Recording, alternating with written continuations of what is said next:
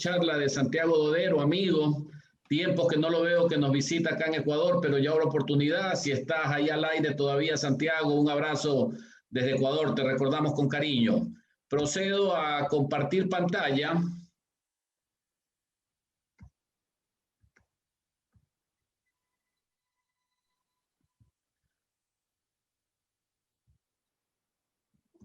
Para conectarnos un poquito con la presentación.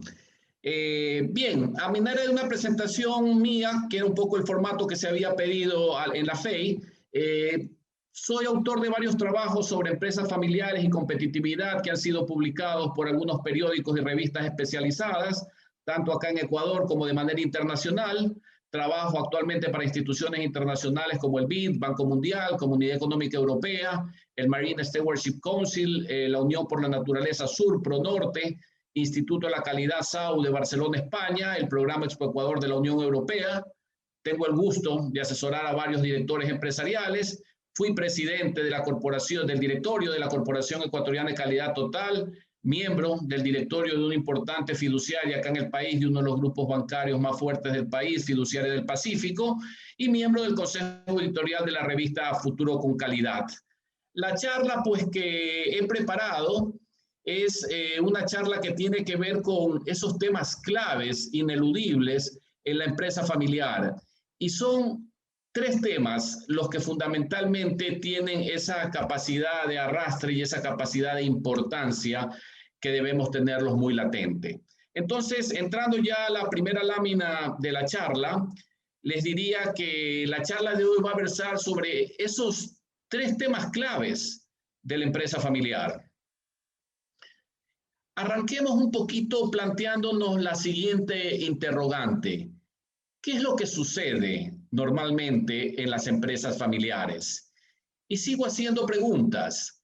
¿Cómo así? En algunas empresas familiares, el desempeño de los negocios genera resentimientos, rompimientos, pugnas y, créanme amigos, a veces hasta peleas de por vida. Asimismo, en otras empresas familiares no hay problema. Quisiera contarle algunas anécdotas que en el ejercicio de mi profesión como consultor me ha tocado vivir. Y conversando y apoyando a varios grupos empresariales, pequeños, medianos y grandes, hay una característica que es transversal, pero la mayor elemento es la diversidad. Cada empresa familiar es un mundo aparte, porque cada empresa familiar está en una propia etapa como empresa, está en una propia etapa como familia. Incluso la propiedad no necesariamente se encuentra en manos de la primera generación o de la segunda, sino de la tercera generación. Y dependiendo de esas circunstancias, la propiedad está bastante fragmentada. Entonces, todos estos elementos de la madurez de la empresa, no es lo mismo una empresa de 15, 20 años a una empresa de 80, 90 años. No es lo mismo una familia que está en primera y tal vez segunda generación al interior de la empresa que una familia que está en tercera y cuarta generación al interior de la empresa. No es lo mismo una propiedad que está en la primera generación o que está en la segunda generación o que está en la tercera generación. Son tan diversos estos mundos que a veces la propiedad no llega fragmentada, por ejemplo, de la primera a la segunda generación, sino que ocurre cosas como que un hermano no se entiende con el otro hermano o con los otros hermanos. Y en ese sentido deciden ceder, uno de ellos, vender su participación accionarial y la concentra nuevamente un solo miembro de la familia, de segunda generación, o tal vez hasta de tercera generación. Y esas son condiciones distintas que cada una de las empresas tiene y de esa manera se van manejando las cosas. Dentro de esta diversidad de escenarios que se presentan en el mundo de la empresa familiar, ¿qué anécdotas quisiera compartir el día de hoy? Recuerdo en alguna ocasión una familia empresaria, porque quiero también hacer notar que es un tema profundamente emocional. Aquí se mezclan valores, se mezclan dineros, se mezclan sentimientos y como se tratan de una misma familia, muchas veces las cosas no se exteriorizan, sino que se las guardan en el interior de cada persona. Pero esa persona guarda ciertos sentimientos que van madurando con el transcurso del tiempo Y, por ejemplo, cuando tiene 20 años, alguien me comentaba que percibía que no recibía el mismo trato que recibían sus otros hermanos. Él sentía un trato discriminatorio en el sentido negativo, sentía que sus padres daban preferencia a las expectativas y a las necesidades de sus hermanos.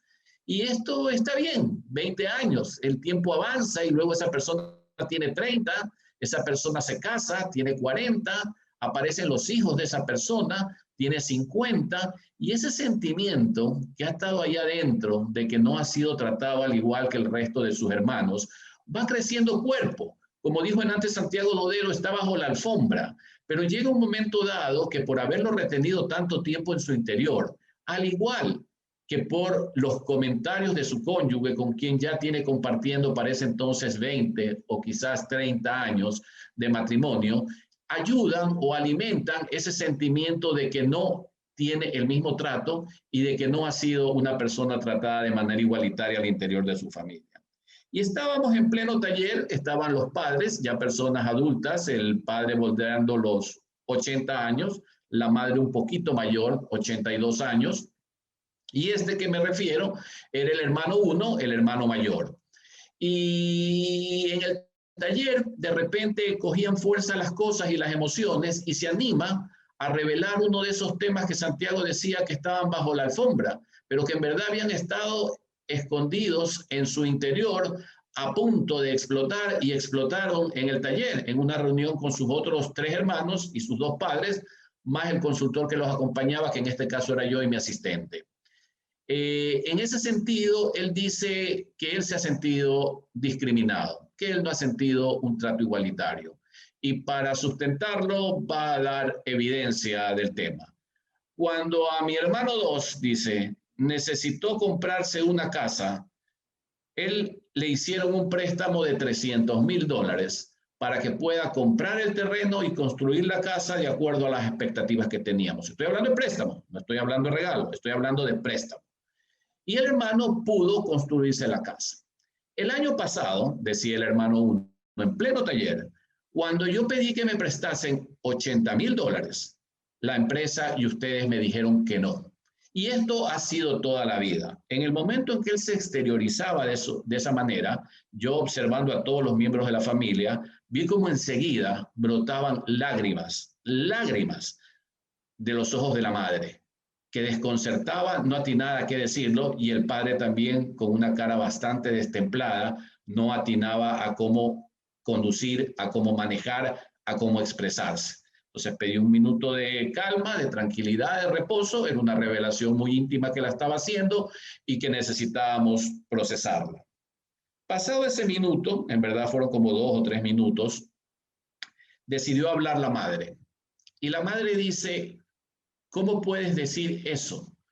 Si cuando nosotros le prestamos, en efecto, esos $300,000 a tu hermano, era porque él necesitaba tener una casa, al igual que la casa que todos ustedes ya tenían, en barrios bastante buenos de la ciudad de Guayaquil, donde yo vivo.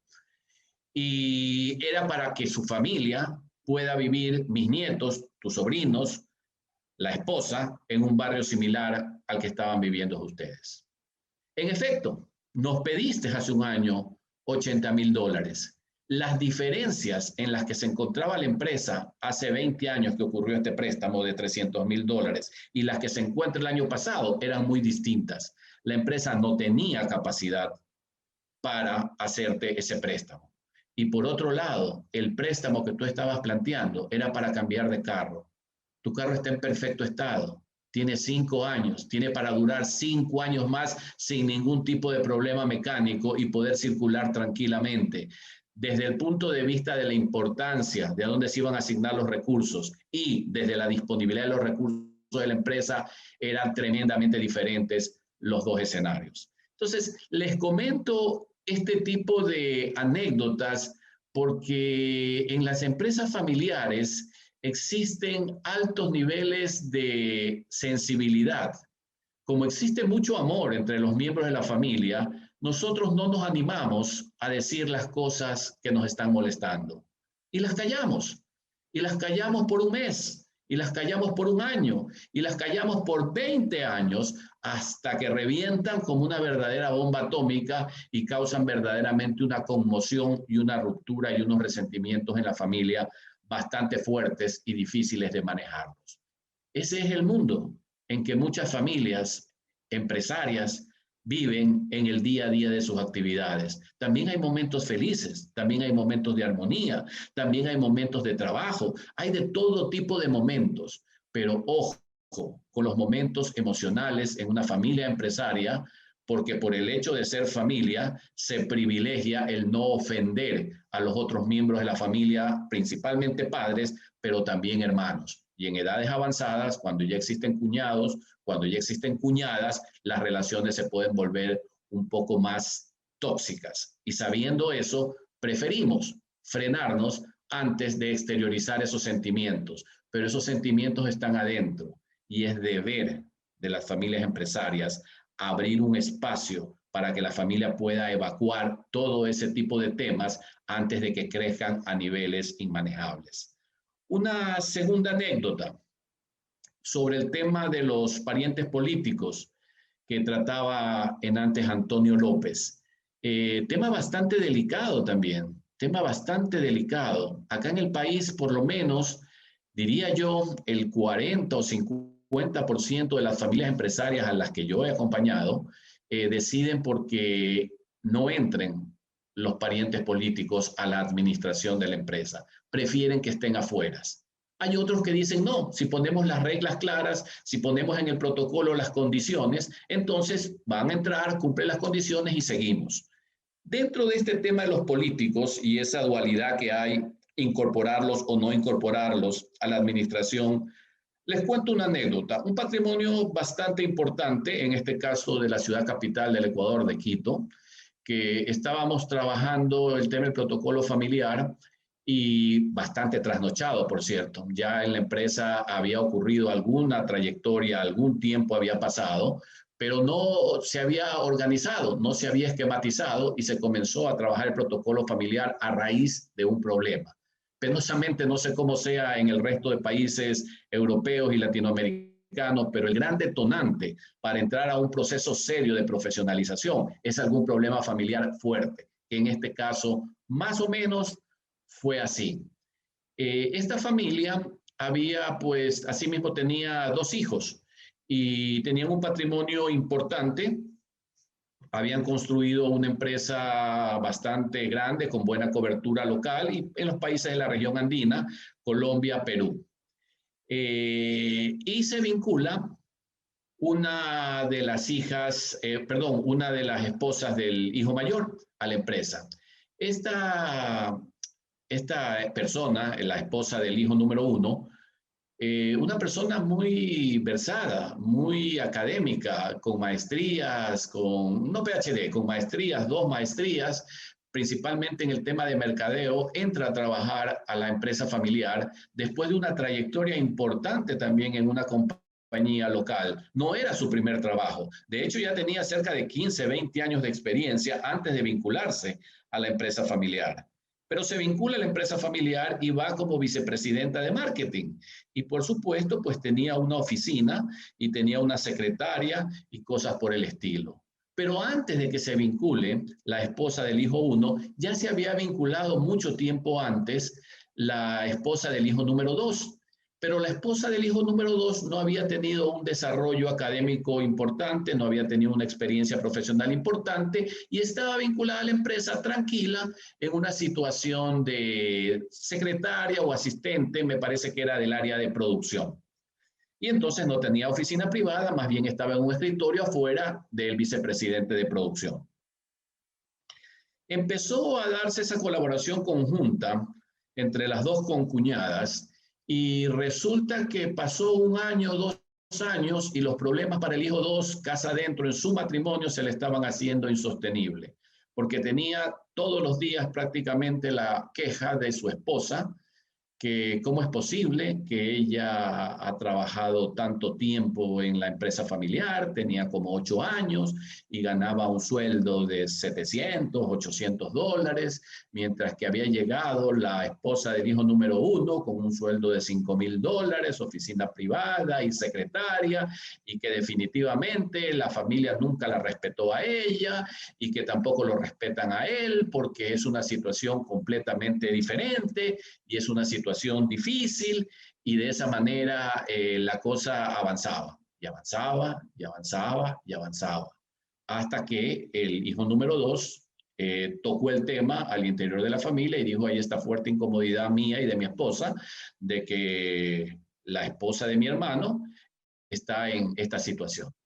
Bueno, no quiero extenderme mucho en esta anécdota, pero para ese entonces la esposa del hijo número 2 ya se había olvidado que en su tiempo de juventud fue surfista, se dedicó a la vida, bastante farra, y la pasó divino sus épocas de juventudes. Mientras la otra era una especie de nerd que se dedicó a estudiar, a trabajar, a crecer profesionalmente, y que pasados los años se habían dado estas diferencias profesionales y estaban conviviendo al interior de la empresa dos personas que jerárquicamente en la empresa tenían niveles completamente distintos, aunque en el interior de la familia eran personas completamente iguales.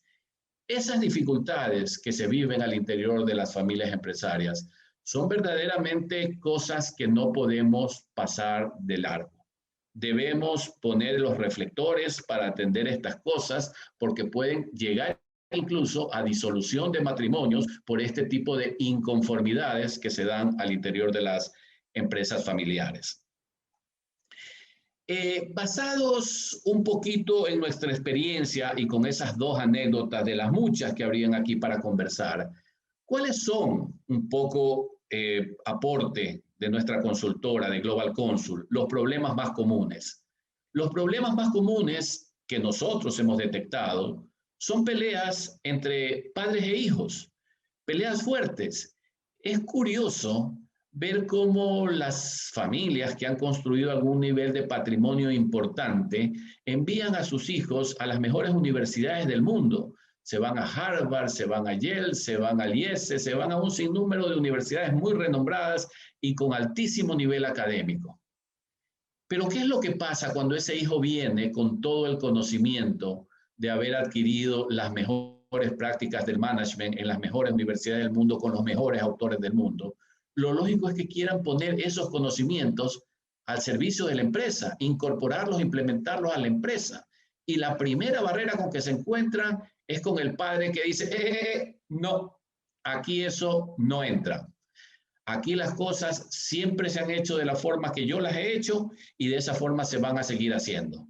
Aquí al cliente no se lo puede trabajar tan distante, hay que trabajarlo mano a mano, cara a cara, y esa es la forma de trabajarlo. Y entonces el hijo se queda atónico y bastante decepcionado porque todo lo que él quiere poner para modernizar la empresa, la primera barrera que tiene es el padre que le dice: aquí eso no corre, eso es allá, acá no funciona. Y las cosas se van a seguir haciendo como yo sé y como yo las he sabido hacer. A mi manera, la empresa ha crecido a estos niveles. En tu manera, puede ser que nos vayamos al despeñadero en los próximos años. Esa partecita que es algo hasta irónica, te envío a estudiar a las mejores universidades del mundo y cuando traes el conocimiento global de la mejor manera y lo quieres incorporar, te digo que no, es algo que invito seriamente a reflexionar a los empresarios, a los padres y a la segunda generación, a que logren construir un modelo híbrido, si quieren, que incorpore esas prácticas que han llevado al crecimiento y desarrollo de la empresa, pero que también modernicen con todas las nuevas prácticas de management, de control y de todos los temas que son los que darán robustez y continuidad a la empresa. ¿Qué otro problema? Choques entre hermanos. Lo dijo Santiago Dodero hace media horita. Hay dificultades entre los hermanos.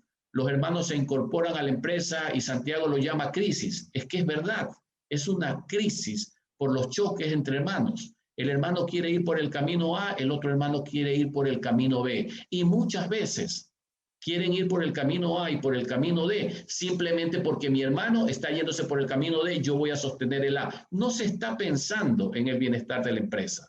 Muchas veces se está pensando en el ego, en que mi posición como hermano mayor es la que debe prevalecerse, en que mi posición como la persona que más tiempo tiene trabajando en la empresa es la que tiene que prevalecerse. No importa si sirve o no sirve, es mi posición la que tiene que hacer. Y vienen estos choques, esa falta de trabajo en equipo entre hermanos, que son muy difíciles de manejar, pero hay que atenderlas, porque así también tienen soluciones fáciles. Se tornan muy difíciles cuando se las deja de lado y deja que el tiempo avance. Cuando tempranamente se las aborda, las soluciones suelen no ser tan difíciles.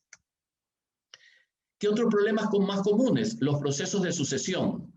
Y cuando hablo de sucesión, no solamente estoy hablando de la sucesión patrimonial, la transferencia de acciones. Quizás la más compleja de las sucesiones sea la sucesión de la administración. El líder, el número uno en la administración. ¿Cuáles son esos requisitos que debe tener la persona que la va a suceder, que lo va a suceder?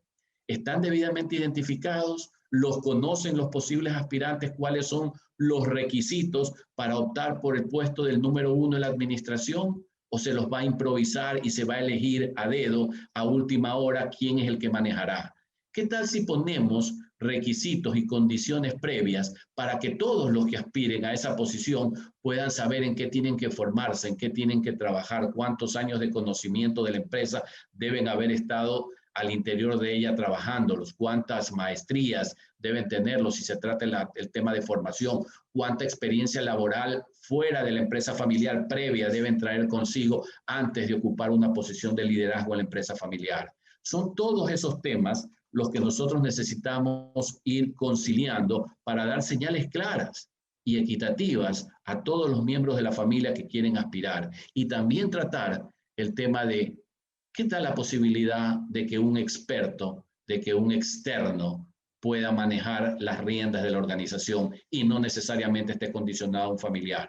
Esos temas hay que conversarlos, hay que debatirlos, hay que discutirlos, no como un día de trabajo, como una pausa que se debe hacer dentro de estos ejercicios de protocolo familiar para reflexionar a conciencia las características. Porque sepan ustedes que si nosotros forzamos a que uno de nuestros hijos sea el que maneje la empresa y este sea capaz de generar 10 millones de utilidad y dejamos de lado a un externo que quizás con mejor formación, mejor conocimiento en la industria, más años de experiencia, pueda generar 20 millones de utilidad para la empresa, todos los que tenemos propiedad en la empresa estamos perdiendo 10 millones de dólares en el ejercicio que estoy haciendo por presionar a que sea un miembro de la familia el que deba manejar la empresa. Tenemos que reflexionar sobre esos temas. Tenemos que ver, nosotros como familiares, empresarios, y lo voy a tratar más adelante esta charla, estamos obligados a ponernos 3 sombreros. Y esos 3 sombreros tenemos que ponérnoslos constantemente en estos talleres y en estos procesos de reflexión cuando vamos construyendo el documento que vayamos construyendo. Y finalmente, diría yo, hay muchos más, pero quizás estos son los más frecuentes, los que más emergen, es la desmotivación de los miembros familiares. Los miembros familiares se desmotivan. Mi papá no me dejó poner las cosas que yo quería, que vine aprendiendo de Harvard, que las estudié con Porter, con Kaplan y con todos estos grandes gurús que fueron mis profesores. Hoy que quiero ponerlas, veo cómo las multinacionales las usan, las empresas familiares también las usan, pero aquí en mi empresa familiar mi papá es reacio a eso y entonces no me deja imponer y yo que sé todos los beneficios que trae eso para la empresa, no puedo ponerlo en práctica, me desmotivo. Y me voy desmotivando y me voy desmotivando y me voy desmotivando al punto de posiblemente terminar desvinculándome de la empresa familiar. Veamos un ejemplo, un poquito de ese ruido que existe cuando lo miramos las cosas con un enfoque empresarial y con un enfoque familiar. Abordemos primero el tema de la selección. Con lentes empresariales, la selección es clarísima, es contratar a los recursos más competentes. No miro nombres, no miro apellidos, veo competencias de las personas para ejercer un determinado puesto.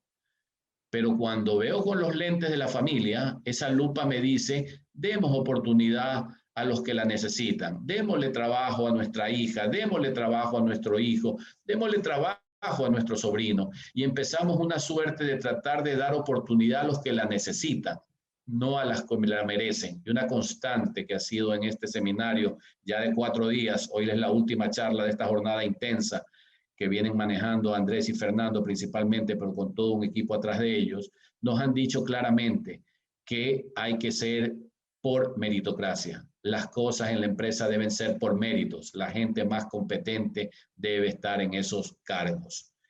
Compensación. Con la lupa de empresarios, asignar sueldos y beneficios por valores del mercado y las evaluaciones en función de capacidad. La misma compensación, el mismo concepto con la lupa de familiar. Asignémosle recursos de acuerdo a las necesidades individuales o desarrollo de los familiares. Entonces, si estoy incorporando un asistente de gerencia o un asistente de gerencia financiera y eso tiene un valor de mercado de $2,000, quiere decir que yo puedo encontrar una persona con $2,000 muy solvente para apoyar al gerente financiero.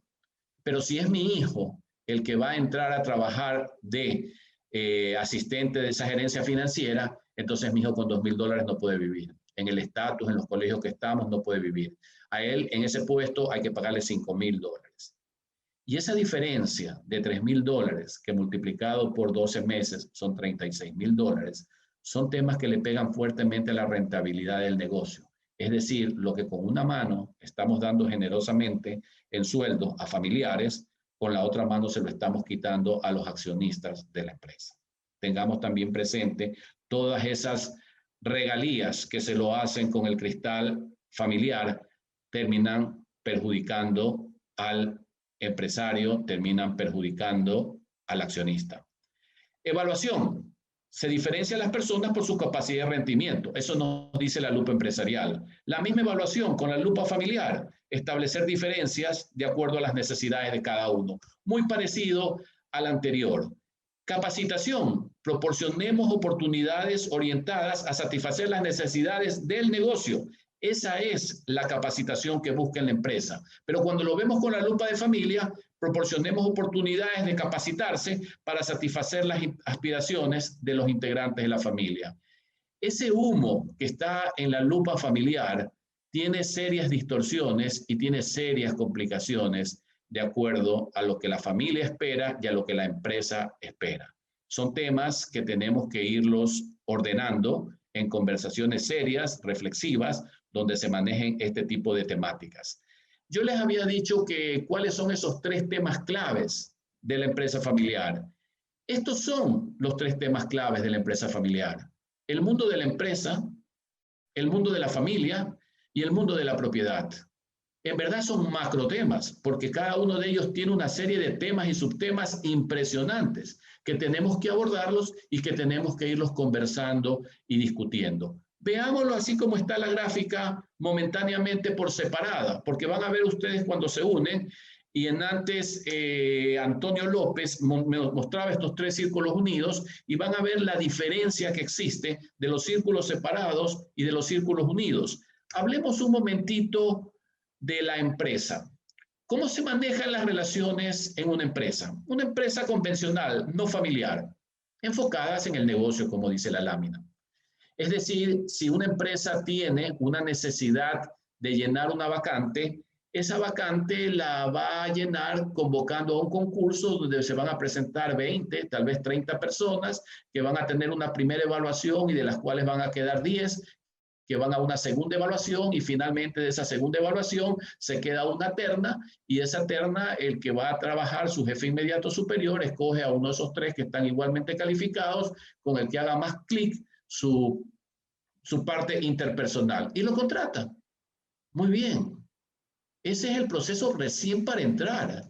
Ahora, ¿qué pasa en su desempeño dentro de la familia? Esa persona que fue contratada, ojo, ganó de otras 29 que no fueron seleccionadas. Pero bueno, uno llegó. Esa persona, si es que el horario de trabajo es de 8 de la mañana a 5 de la tarde, ¿cuál es el horario que va a cumplir? Exactamente ese de 8 a 5 y posiblemente a 6 o a 7 de la noche quedándose cuando tenga tareas y sobrecargas. ¿Y eso es suficiente para crecer en esa empresa? No, no es suficiente, porque además de todo eso, le asignan metas, le asignan objetivos, y el cumplimiento de las metas y objetivos son los que le van a permitir su ascenso al interior de la organización. ¿Y puede llegar a ser el número uno de esa empresa convencional, esa persona? Sí, sí puede llegar a ser el número uno, pero después de una larga data y una trayectoria de éxitos y de aciertos en cuanto a su cumplimiento de metas, objetivos y propuestas que hagan que se merezca ese puesto. Es decir, una trayectoria profesional impecable, una hoja de vida impecable. Y yo les pregunto en este punto, ¿cuál es el objetivo de la empresa? ¿Cuál es el objetivo de una empresa? El objetivo de una empresa es la generación de riqueza. Ese es el objetivo de una empresa. Riqueza para sus trabajadores, riqueza para su comunidad, riqueza para sus accionistas, riqueza para todos sus stakeholders. Y ahora les hago la misma pregunta, pero voy a añadir una palabra. ¿Cuál es el objetivo de una empresa familiar? Ya no solo empresa. ¿Cuál es el objetivo de una empresa familiar? Exactamente la misma respuesta. La generación de riqueza para sus dueños, para sus comunidades, para sus empleados, para sus proveedores, para sus clientes, para todos sus stakeholders. No es distinto el objetivo de una empresa convencional al objetivo de una empresa familiar. Avancemos en el otro círculo. ¿Cómo se manejan las relaciones familiares de una familia cualquiera? No una familia empresaria, una familia cualquiera, enfocadas en el bienestar. El padre y la madre, sean o no dueños de una empresa, de un pequeño negocio, de un gran negocio, sean solamente trabajadores, están muy enfocados en el bienestar de toda su familia, de sus hijos menores, mayores, a medida que van creciendo y dándole sustento para que todo eso funcione. Y durante estas jornadas hemos visto que la principal importancia que tiene es la generación de felicidad. Entonces, el objetivo de una familia, cualquiera, es la generación de felicidad. Ahora les hago la misma pregunta. ¿Cuál es el objetivo de una familia empresaria? Y la respuesta es exactamente la misma, la generación de felicidad para todos sus miembros. Todas las familias, empresarias o no, estamos interesados en el crecimiento y desarrollo de nuestra pareja, de nuestros hijos, de los cónyuges, de los parientes políticos que vayan llegando, de las generaciones como vayan creciendo. Vamos ahora al tercer círculo, al círculo de la propiedad. ¿Cómo se manejan las relaciones de la propiedad? Tal como dice la lámina, enfocadas en la rentabilidad. Yo tengo por ahí producto del ahorro, producto de dividendos o lo que sea, una capacidad de $20,000 y los puedo ir a poner en el banco para mediante una póliza de acumulación tratar de tener un 5%, 3% de beneficio al término del año y en lugar de 20,000 terminar con $21,000, algo más de utilidad. Y habré ganado $1,000 y pico producto de los rendimientos. Pero también tengo la oportunidad de poder invertir en empresas y tratar de obtener rendimientos mayores a través del mercado de valores. Y en lugar de dejarlos en el banco descansando en una póliza por un año, los pongo, por ejemplo, en una de las empresas ganadoras de esta pandemia, que son las empresas de tecnología, las empresas de salud, y posiblemente mis rendimientos vayan a ser bastante mayores que los que se generan en el banco. Entonces, cuando nos vemos como propietarios, cuando nos vemos como tenedores de acciones, el objetivo principal es la generación de ganancias, es la generación de dividendos, la generación de la valoración de empresas. Esa es la ganancia que estamos aspirando. Y muchos de nosotros hemos invertido en Microsoft, en Johnson & Johnson, en algunas empresas de turismo que vemos que hoy están caídas y sus acciones están bastante depreciadas y que le vemos un potencial de crecimiento y hacia allá vamos. Y invertimos en eso para al cambio de un tiempo tener beneficios. ¿Cómo son? Ahora sí me meto en las relaciones de una empresa familiar. Ya no solo empresa, no solo familias y no solo propiedad, sino todo junto. Empresa familiar. Lo mismo. Primero tenemos el mundo de la empresa. Luego tenemos el mundo de la familia, que ya genera una intersección. Luego tenemos el mundo de la propiedad, que ya genera 2, 3 intersecciones. Y ahí tenemos que las cosas se complicaron un poquito más, porque al mismo tiempo que soy empresario, soy familiar y también tengo propiedad sobre la empresa. Y esas relaciones mezcladas e interrelacionadas en las que estoy metido y en las que he metido a toda mi familia tienen una serie de bemoles y de características que es importante tenerlas claras. Estos tres círculos, en verdad, son tres sombreros, como dijera el profesor de Bono, el creador de los 6 sombreros para pensar.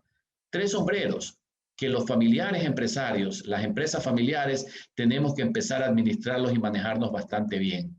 Y saber que cuando estamos con el sombrero 1 en el mundo del trabajo, en el mundo de la empresa, debo verme como un trabajador y debo ver a la gente que está ahí como un trabajador y nada más. Asimismo, cuando estoy con el sombrero de familiar, debo verme como familia, en el puesto que sea, como padre, como madre, como hijo mayor, como hijo menor, como hija, como lo que sea. Y cuando estamos en el mundo de la propiedad, tenemos derechos y también obligaciones para exigir el desempeño de la empresa tenga los mejores réditos posibles. Entonces, esas son las cosas que nosotros tenemos que empezar a administrar de una manera adecuada. Cuando soy trabajador, soy trabajador. Cuando soy familiar, soy familiar. Cuando soy propietario, soy propietario. No porque soy el hijo que heredó el liderazgo de la empresa, voy a ir a la parrillada por el cumpleaños de papá con poses de gerente. Ahí simplemente soy el hijo número 1, número 2 o número 3 que está dentro de la jerarquía empresarial, donde papá y mamá, en ejercicio o no de la empresa, siempre serán las personas que manejan y conducen la familia. Son los que nos dieron vida y son las personas que nos han dado los valores que hoy tenemos al interior nuestro y que los estamos manejando. Asimismo, cuando estoy en el mundo de la empresa, y estoy a cargo de la empresa, no puede venir mi papá, por ser papá, a desautorizarme en la empresa en decisiones que yo he tomado. En la empresa, si soy el número 1, debo hacerme respetar como el número 1 y respetar a todas las personas también en la posición que tenga. Y como propietario, exigir a la administración que se haga un buen desempeño y un buen manejo, porque ahí hay dividendos que afectan la calidad de vida que yo voy a tener con mi familia. ¿Qué otras intersecciones tenemos? La número 4. Es decir, trabajo en la empresa y soy miembro de la familia, pero no tengo acciones. ¿Qué otra intersección tenemos? La 5. Soy dueño de la empresa, tengo acciones y soy miembro de la familia, pero no trabajo en ella. ¿Qué otras intersecciones? Tengo propiedad de la empresa y trabajo en la empresa, aunque no soy miembro de la familia. Y finalmente la 7, quizás la más compleja, en la que cumplo todos los roles. Soy trabajador, soy familiar y soy dueño. Y ahí ustedes pueden ver claramente cómo esos tres círculos, que en un comienzo se los mostré por separado, cuando no somos parte de una familia empresaria o no tenemos una empresa familiar, son bastante fáciles de manejarnos, como ahora, para las empresas que tenemos el desafío de ser empresas familiares o las familias que somos familias empresarias, tenemos que administrar estas 7 posibilidades con nosotros incluidos en alguna de las intersecciones y con nuestras esposas y con nuestros hijos, también en diferentes posiciones e intersecciones, edades y otro tipo de relaciones. Hablemos un poquito del fundador. Mis colegas anteriormente han hablado de ese fundador joven que está montando la empresa y que tiene muchos bríos y que tiene muchas capacidades.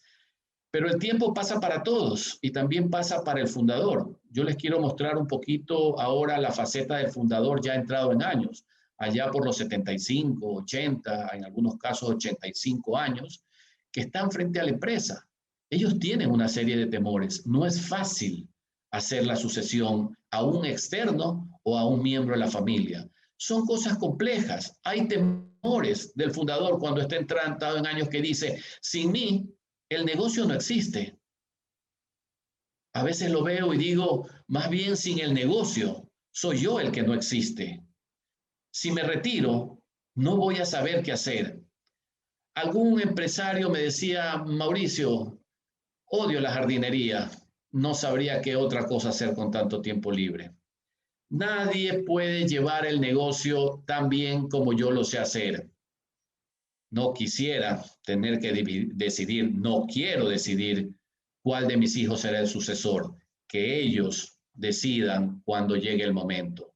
Craso error que se comete con mucha frecuencia, porque lo que están dejando es una bomba de tiempo que de la ausencia del fundador se va a desactivar de una manera muy potente, con daños verdaderamente irreversibles en ocasiones. Sí recomiendo altamente, sobre todo los empresarios que me están escuchando que no dejen pasar este tema. Este es un tema que tienen que abordarlo y este es un tema que tienen que tratarlo. La sucesión es un tema clave. Otro me decía, Mauricio, mira, los chicos quieren introducir cambios en la empresa. Si es que yo no estoy allí, ellos lo van a hacer. Y el fundador tiene en la cabeza que lo hacen y la empresa desaparece. Mi mayor fuente de ingresos es el negocio, me han dicho. Tengo que estar allí para protegerlo. Y se quedan y no se quieren ir y retrasan muchas veces por días, por meses, por años la salida para que exista el relevo. Por todos estos temores, que los hijos están lejos de verlos y de visualizarlos. Y es ahí donde, coincidiendo con Andrés Vial, el apoyo de un consultor, personas que estamos manejando el día a día, que tenemos la oportunidad de vincularnos a diferentes familias, tenemos estas experiencias y tenemos estas visiones que podemos ayudar a aperturar los ojos de esas familias y considerar temas que para ellos pueden ser muy simples o muy ligeros, pero que nosotros hemos visto las consecuencias que traen el dilatar este tipo de temas. ¿Qué desafíos, no? ¿Cómo darle continuidad a la empresa? ¿Cómo construir, o en algunos casos que ya lo tienen, cómo mantener la armonía familiar? ¿Cómo planificar la sucesión patrimonial? Grandes temas que tienen que los empresarios abordarlos y no postergarlos más. Muchos de ustedes seguramente se estarán planteando ¿y cómo rayos manejar una empresa familiar? No es tan difícil, no es tan difícil. Existen personas con conocimientos de la temática de empresa familiar que pueden ayudar a hacer más fácil y más simple el viaje como empresarios familiares, trabajando en lo que los consultores llamamos el protocolo familiar. ¿Qué es el protocolo familiar?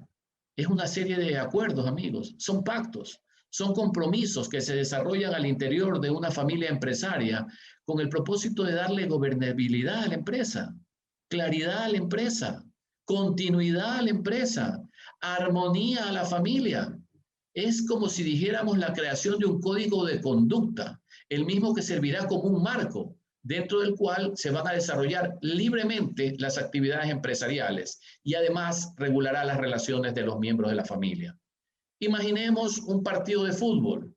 Cuando vamos a ver un partido de fútbol, sea por televisión o en el estadio, que estamos bastante limitados hoy en día, ¿qué es lo que nos encontramos al ver la cancha? Un gran recuadro que nos dice estos son los límites de la cancha.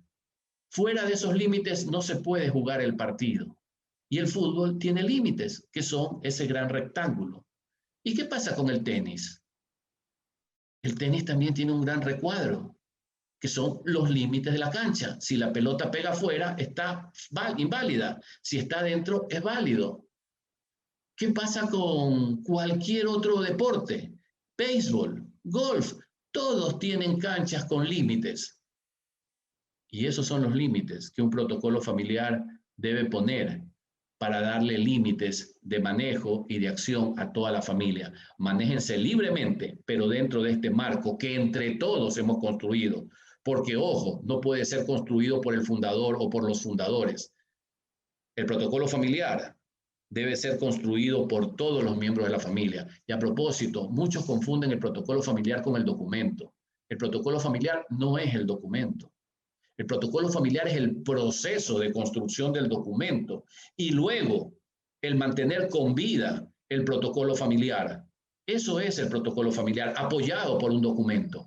Pero el proceso de construcción, el debate, escuchar a la primera, a la segunda, si es el caso a la tercera generación, a los menores, a los mayores, a las mujeres, en un espacio manejado y administrado por un profesional, va a traer toda una vivencia de 4, 5, 6 meses, en algunos casos más, para llegar a un acuerdo. Y ese acuerdo es ese documento, el protocolo familiar, que luego tiene que tener vida y no puede ser archivado en una gaveta.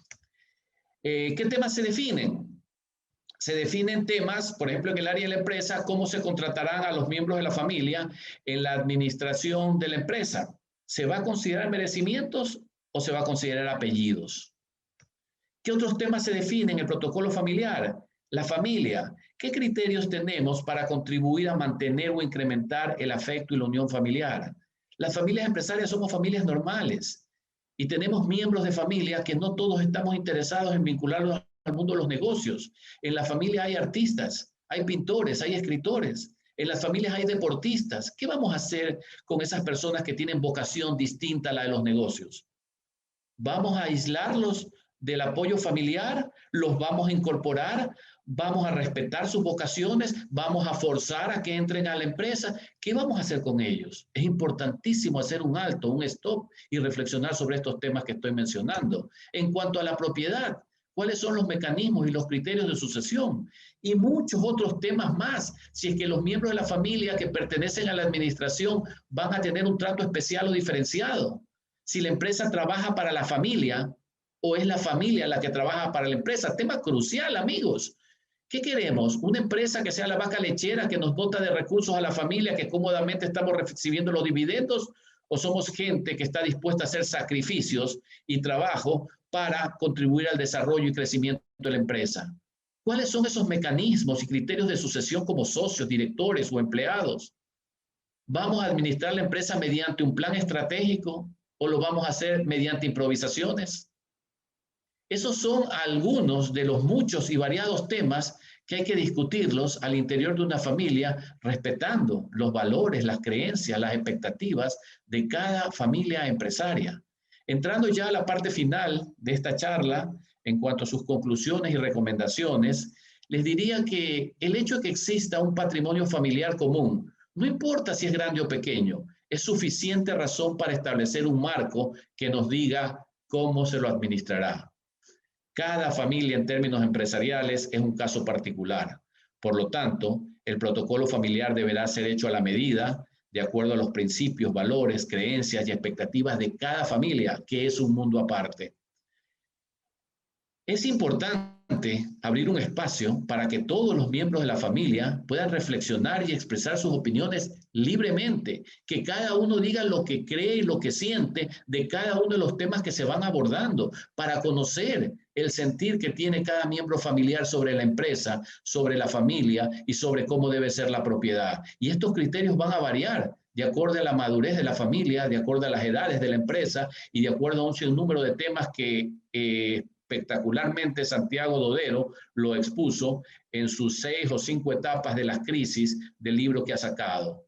Este espacio que estoy sugiriendo no puede ser una reunión casual de familia, debe ser un espacio profesional, contar con una agenda, una metodología, con el apoyo de un facilitador en la medida de lo posible que sea ajeno a la familia, no que sea el primo, no que sea el sobrino, alguien que garantice equidad y transparencia durante todas las sesiones, porque las conclusiones que se obtengan deben contar con la suficiente fuerza moral, y esto solo lo vamos a obtener si cada miembro de la familia ha sido libre de expresar lo que piensa y lo que siente sobre cada uno de los temas. Opiniones mías.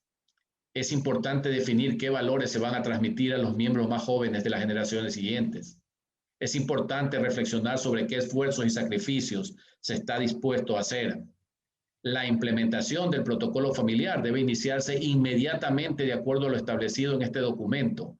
Durante el primer año podría haber una revisión antes de procederse a su legalización, para ver si de pronto, con el entusiasmo en las reuniones, construimos un saco que nos dejó con poca movilidad y tenemos que soltar las costuras para movernos un poco más holgadas, o al revés, más bien ajustar las costuras porque está tan holgado que no dice nada. Y una vez registrados estos ajustes, sí se recomienda hacer una formalización para los 5 años. ¿Para qué la formalización? ¿Para qué la legalización? Para que esto tenga fuerza legal, no solo para los que intervinieron en el proceso, sino también para terceros, para apoyantes políticos que vayan a llegar en el camino, que sepan que esta familia ha definido un protocolo, un conjunto de normas, un conjunto de reglas que nos dice cómo manejamos en la empresa, cómo nos manejamos en la familia y cómo nos manejamos en la propiedad. Y que para él no sea una suerte de entrar a palo de ciegos a encontrarse, se le puede decir eso. Incluso cuando las familias deciden sobre gananciales o separación de bienes, en el protocolo de la familia están estipuladas estas cosas. Ándate enterando desde ahora. Tema importantísimo que quisiera mencionar es la institucionalización de la familia. Mauricio, nos quedan 10 minutos. Sí, lo tengo claro. Estoy por cerrar, Fernando. Gracias. Okay. La institucionalización de la familia a través de un consejo de familia. Pero no es cuestión de montar un consejo de familia para que se reúnan los familiares a conversar y a discutir. El Consejo de Familia debe tener un documento de soporte que le permita monitorear su cumplimiento, y ese documento de soporte es el protocolo familiar. Ahora sí, el Consejo de Familia tiene una hoja de ruta de cómo conducir las cosas en la empresa, cómo conducir los temas en la familia y cómo conducir los temas en la propiedad. Entonces, Consejo de Familia profesional con una hoja de ruta que es el protocolo familiar, administrando los 3 círculos o los 3 sombreros que los familiares tienen que manejar e informando a las diferentes generaciones.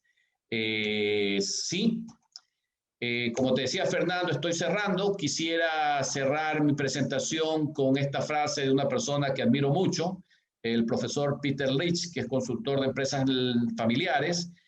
Él dice lo siguiente: las familias que enfrentan el futuro unidas y que tienen claramente definidas las metas y políticas con respecto a la empresa, tienen muchas más posibilidades de éxito que aquellas que solo reaccionan ante los acontecimientos.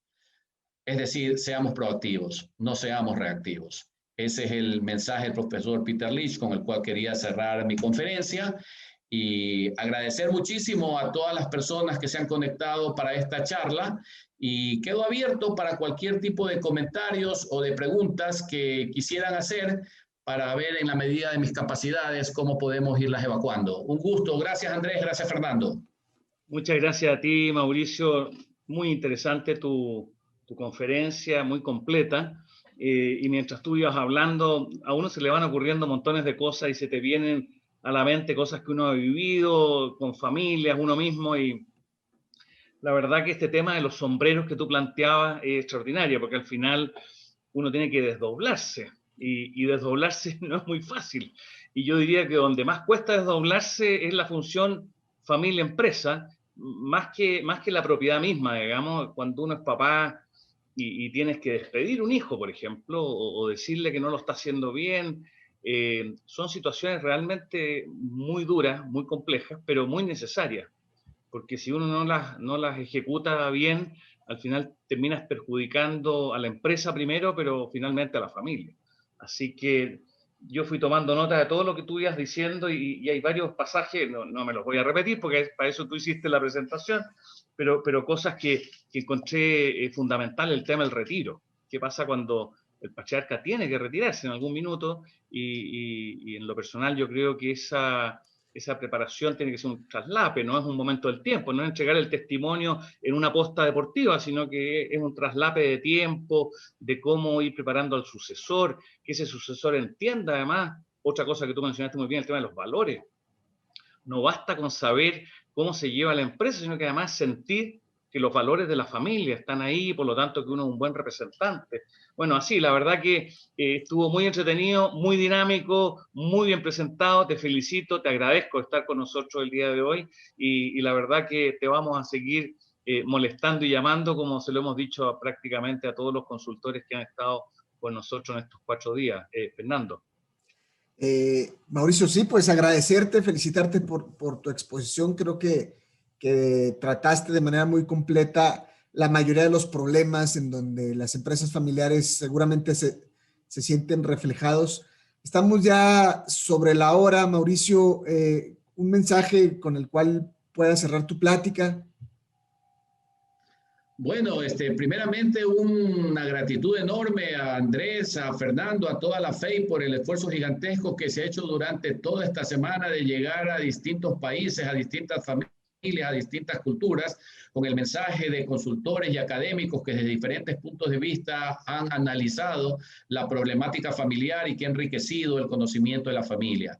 Ya como mensaje final, yo diría a las familias, principalmente a los empresarios que nos están escuchando, que por favor trabajen de manera importante, no posterguen más la profesionalización de la empresa, la búsqueda de la armonía y la felicidad en la familia, y la sucesión patrimonial, que es un tema muy importante. Acá en el país murieron, producto de la pandemia, importantísimos empresarios ecuatorianos que, sin haber hecho este ordenamiento, dejaron a sus familias en conflictos bastante difíciles de manejar entre hermanos, entre cónyuges, entre una serie de complejidades.